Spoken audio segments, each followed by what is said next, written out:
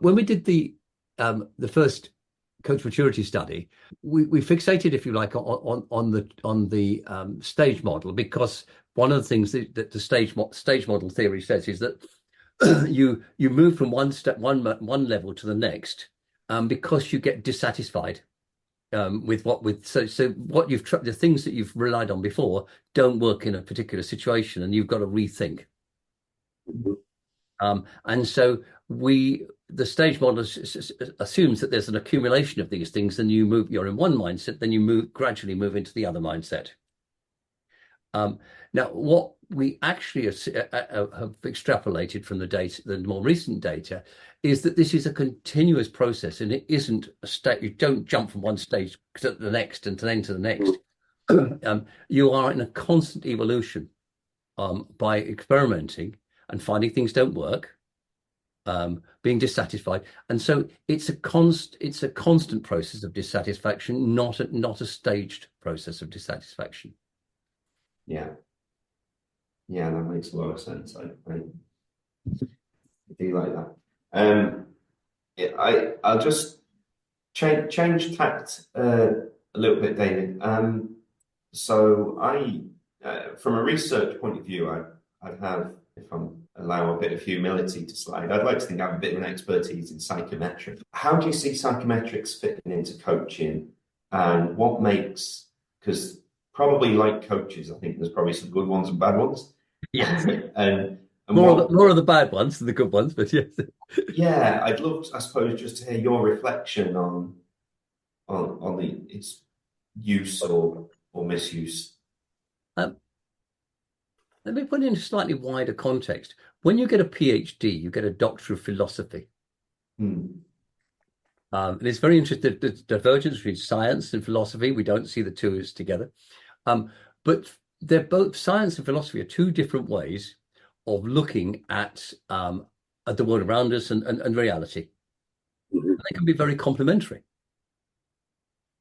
So when we get to psychometrics, they're a sort of a bridge, almost a bridge between the two, because most of them are designed to around a phenomenon, and we try and put some kind of measures around it.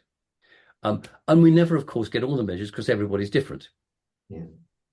And Stephen Rees, the former Harvard professor, did this beautiful study called the normal personality. Okay. And what he did was say, well, hang on a minute, all of these major psychometrics, like my MBTI, has been badly panned as having very low test-retest validity, for example. Yeah. But what they've all been based on is people who are basically unwell, and it's rather like this nonsense around team formation. You know, Tuckman's storming has no basis in teams whatsoever. It was all done on groups of people in therapy. Yeah.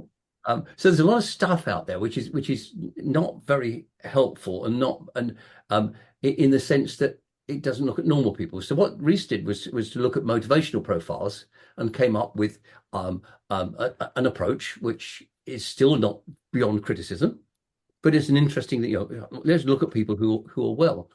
So I think if one can use psychometrics, and it doesn't almost matter. It doesn't matter whether it's Hogan or DISC or any of these things. They're all out there. They have a certain amount of value in stimulating a conversation. Yeah. Where they become problematic is if people use them to say, I'm like this, so I'm an ENTJ, therefore I'm like this, and it's but it traps people. It gives people, there's only 16 types of people in the whole world, isn't there? Yeah. Yes, it actually stops conversation and dialogue if it's misapplied. But on the other hand, getting people to, if it's used in a way that gets people to talk about into relationships, it's great. But the Enneagram, which is a philosophy and has no scientific underpinning at all, can do just as much a good a job of getting people to talk about different interrelationships as MBTI or 16PF. Yeah. So it's a mixed picture. Where we've seen it really tank is in team coaching. Um, Mhm. and what we've seen happen is that somebody will go in and say, well, when I go and work with a team, I always do one of these team-based Majerus and McCann or what's the other one? Oh, um, Elvin. So, Elvin, yeah. yeah. Yeah. Again, so I always do that. Now, apart from the fact that if it's a very top team, Belbin doesn't actually apply because the dynamics are different, but leave that aside. The the fact that you're doing this up front means that the lens you're looking at this team through Mm. is now truncated here. So it's like putting blinkers on. Yeah. So if you go out and you do discovery interviews and you get really into depth with the team about and then and make it an open conversation, you find out all sorts of stuff that you're Yeah. able to then put into to create a picture of where you need to go with this team. Then you can use, when it's an appropriate time, an appropriately chosen diagnostic. Mm. Mhm. Um, and I think that's certainly my perception. And we've got a diagnostic which we developed out of work for team coaching or for team dynamic. We did a vast literature survey and we did interviews in the highest performing teams in Facebook, now Meta, and so forth. But we identified a complex adaptive systemic approach to team dynamics. Uh, Mhm. and what this does is generate a vast amount of data that a team can look at. So so how the combination of different forces going on inside the team and around the team affect its performance, giving them the data that they can then select from to say these are the things, these are the patterns, the things that we see that we can do something about. Yeah, yeah, that makes a lot of sense. So I suppose what I'm hearing is it's it's the impact it has on the next conversation. Yeah, And if it's kind of blinkered, it's perhaps actually shutting down or narrowing where that might go and potentially missing stuff. Whereas if it's I suppose it might support the next conversation by um, not being too narrow, having sufficient breadth, but also maybe, like you say, using it at the right time as well to get to that mm. depth piece, to bringing out more pieces of data that allows someone. And I thought that last example you gave was very telling as well there, that it was still for the person receiving the coaching or mentoring to kind of have a bit of agency in what direction that's taken that Yeah. data rather than being ushered, I suppose. Yeah. I mean, there's an awful lot of um, just saying somebody is like this is just everybody is evolving. Mm. Yeah. And there isn't a diagnostic that I'm aware of, a psychometric that I know of, that actually measures how somebody evolves. Mm.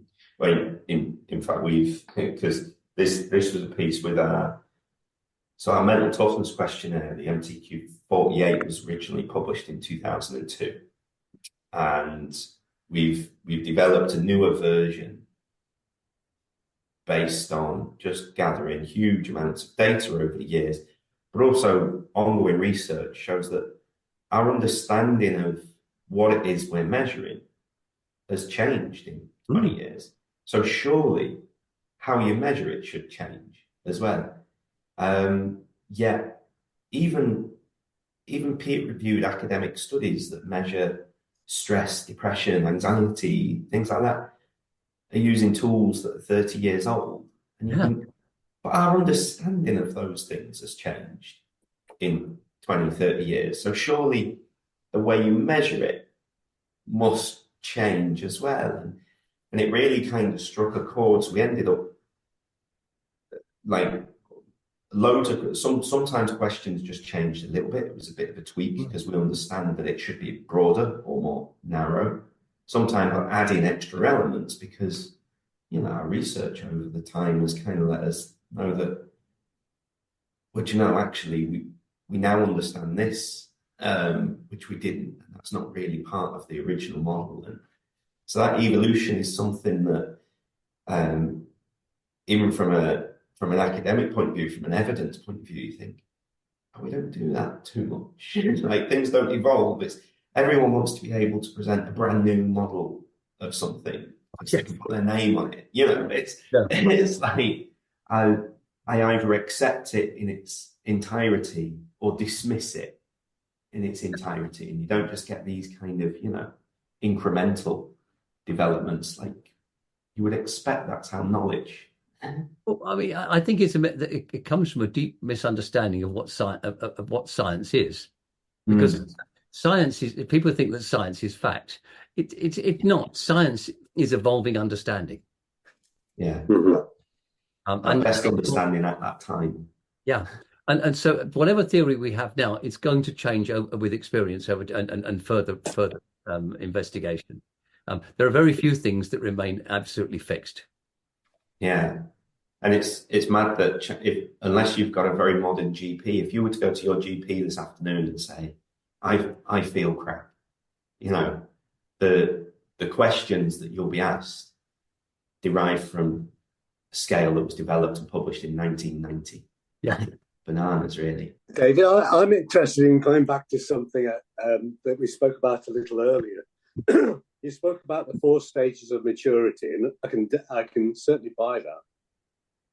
But my question is, can everybody, and I suspect the answer, I know what the answer is, can everybody who's at stage 1, is very, very operational, is using, the GROW model, for instance, can they actually evolve to the stage 4 level of maturity, which is a much more strategic and much more big picture perspective of maturity, and as it applies to coaching? Because my experience of working in organizations is I find great operational people at one level in an organization who will never make it to the higher levels of an organization because they just aren't made that way. So what does this tell us about the future of coaching? I think you're absolutely right that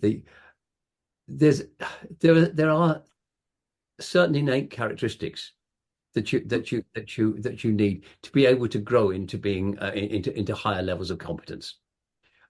So if you happen to be short and fat, and for example, and you want to become an Olympic sprinter, you're probably not going to. You're going to have some limitations. I mean, yeah. So the same thing would apply. There are intellectual limitations, the ability to think systemically, for example. Not everybody can get that. It requires a mental architecture that's open to overlapping patterns, for example. So we don't know enough about what to be able to put people into boxes. Now, I only believe you put people into boxes when they're dead anyway. But the notion that we can that everybody can go from being from applying a coaching model is to being a masterful coach is just fanciful. I mean, mastery is about breaking the rules, not sticking to the rules. It's knowing when and how to break them. It's about knowing how to bring other things in. So not everybody is going to become a masterful coach, and that's okay. Depends upon upon where you're aspiring to be. I think more worrying is the client side. We did this piece of research for the conference board last year, and we were asking HR directors about the challenges in post-COVID leadership. And what they had to tell us was that they were really concerned that a high proportion of their executives, the top 200 or 300, and these big European companies, were basically obsolete for two reasons. One, they wanted to go back to command and control, and people weren't willing to do that. And secondly, they could not think systemically. They were linear thinkers. Yeah, and the big question is, to what extent can you train somebody to think systemically? And I think it's analogous to the degree to which you can teach somebody to do advanced algebra, for example. So Right. you can teach most people to add up a few, to add up a numbers, or to calculate, to sort the coins out. So, although I have a son with learning disability and he has no idea, but that's okay. But there's a level at which we get where we have the intellectual capacity to be able to deal with greater complexity. I think that's where coaches are going. I think there will still be roles for coaches at that very basic level, but they probably won't be in paid environments or environments where you're paid to be a coach. There'll be part of a more supportive environment, like working with kids in deprived circumstances in inner cities, for example, where it's the relationship that counts. Right. Technique comes second. Do you think there's going to be a need for, I don't know whether it's definition or the need for a new term? Because I'm sorry, I didn't quite. Confusing from the client's perspective. If three people sit in front of you and say we're all coaches, but actually they're all completely different. Yeah. So I'm sorry, I didn't quite get the question. Okay, my question is there a need to redefine coaching? Or create a new label? Yes. Sorry. Yeah, I think we're doing that all the time. I think we are recognizing that coaching. I mean, coaching. We don't even see the word coaching in relation to people in work, apart from in the sense of apprenticeships. But we don't really see that word used until the 1980s. So that's true. It's very new, and it's still evolving, and we're trying to get some clarity around what is it.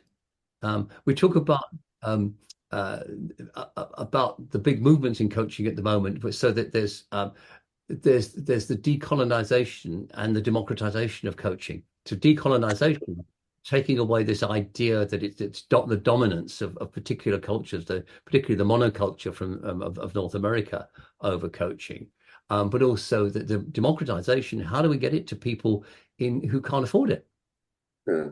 To the places, to the villages around there. And we have a project at the moment which is part funded by MCC, to create 5 million school-age coaches and mentors around the world. Right. We want to get it out, to get these people these skills at a very early age. And specifically, then, what would be those skills for school age? Well, when you boil it down, it's about really listening to somebody else and caring for them. And knowing how to help without being intrusive. So it's pretty basic stuff at that level. And learning how to understand when it's appropriate to give context and when not. So that they're not the kids get these skills very quickly, probably quicker than many adults. Yeah. There's a whole chapter in the background materials for the kids on how to mentor your parents. Right. Yeah, that's it. It's really interesting because this is an area of growth for us. So I would say about 20% of our work is now working with young people, and there was a lot of cynicism, when people were talking about us going into schools, including junior schools, and trying to explain the mental toughness concept. And people said, "Oh, they'll never get it." They do. Their minds are open. Yeah. They're fascinated by a new idea.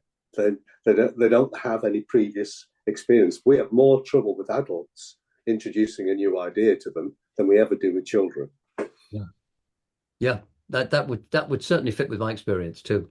Yeah, there was a nice piece in Rory McIlroy recently given a press conference. He said that a few days prior he'd been going out to see his coach for a golf lesson. So he said to his daughter Poppy, like when she said she's about 4 or 5, I think. Said, "Oh, where are you going?" He said, "I'm off for a golf lesson." And she said, "But Daddy, you already know how to play golf." And he said, I needed that. I kind of went away thinking, actually, like, I do, yeah. Because he kind of just learned to be so, I don't know, critical of himself. And, Yeah. that kind of childhood sense of, yeah, I can do that. Yes. It's wonderful. David, you're doing some remarkable things. I mean, I've always been vaguely aware of your work, and I've obviously followed your work. I hadn't quite realised that you were digging so deep into coaching and mentoring and moving the topic along at such a rate. You're doing some pretty wonderful things, and I do think you're going to. I mean, people also listen to you, so you have the potential for creating that disruption that is necessary. Well, it's a lot of fun. Yeah, I can imagine. I can imagine. So, did you think the EMCC was very, very powerful in setting some pretty objective standards? I agree with you about the ICF. It's got a particular take on the world of coaching. But the EMCC took a much broader perspective on coaching. Do you think there's a need to redefine some standards now? Oh, I think it's a constant need because things are changing around us, as we've already said. Yeah. So we need to be able to take into account the impact of AI, for example. Yeah. So in a few years' time, it'll be normal for us to have a coach AI partnership. So I completely agree with that, David, because I think what we do, what John and I and others are doing with psychometrics, is we are trying to bring another kind of technology into play. That, so we've spoken about the use of psychometrics, but a good psychometric that is based on a reasonably solid model is like bringing a third person into the discussion. Yes. And that can be incredibly useful. People tend to forget that in coaching, the third person can be quite useful sometimes. Yeah. Yes. It's why in team coaching, we always have to, typically we have two team coaches. Right. Okay. Yeah. One person is there in front of the room facilitating the conversation. The other person is observing what's going on. Right. Of course. Because there's such a lot that's going on as well. There's no way that the first coach can keep an eye on everything. Exactly. And your AI, to some extent, can play that role as in the discussion, just noting things, catching observation to the extent of of catching body language or micro expressions, or tone, or reminding you that actually that this is a theme that's come up before with this person, or this person keeps using this phrase. Have you noticed that? That kind of thing. So, and then analyzing it. So what can you learn from that particular session? The AI, when it's properly programmed, can give you all sorts of information to help you with your reflections and what you take to supervision. I've just seen that in play. I did a piece of work a week or so ago where the facilitator used a word picture creation program, just listening to people it was quite a big group. And it was really interesting to see what terms and what phrases were the most commonly used, because it gave an understanding of the way that people were perceiving things. So I can easily see that technology will have a big impact. I'm smiling because a lot of the time where I do my work, it's in, it's a sports team in a room. So I'm just thinking what kind of words would be coming up on screen. Yes. How interesting. Yes. So would you see then, David, that was I suppose the next big evolution? I'm conscious that there wouldn't be anybody else around who's seen the evolution of coaching and mentoring quite as closely as yourself. Other than AI, over the next kind of decade, what do you see as the sort of the big developments in the area? Well, I certainly think we're going to see a lot more emphasis on systemic awareness. Because if we're going to help leaders become more, in the organizations become more systemically competent, we've got to be pretty competent ourselves. Yeah. So we'll certainly see a lot more of that. We're starting to see team of teams work. I've got one particular project at the moment with a global company where we're looking at a team of teams and the complexities of that interaction. So we're extending the boundaries of what we're working in. And I think to just being much clearer about what coaching is there for, how it can add value to the world. So things like the Coaches Climate Alliance, for example. Yeah. These are also the kind of movements where coaches are looking at how they add value. And I think we are seeing a difference there between what I would call serious coaches. And I don't mean serious just because they're practice, but they're serious because they are concerned about how can I make a difference? Yeah. And I think that's a wonderful journey that we're all on. That really makes sense then when you talk about sort of systemic awareness of if as a coach we're to try and get people to examine all their perspectives and consider where they're going and what they want to achieve and how they get there and where their sort of sense of mastery and well-being and everything else comes from. Yeah, you kind of have to have that yourself. I'm just not thinking, well, what is, how am I actually?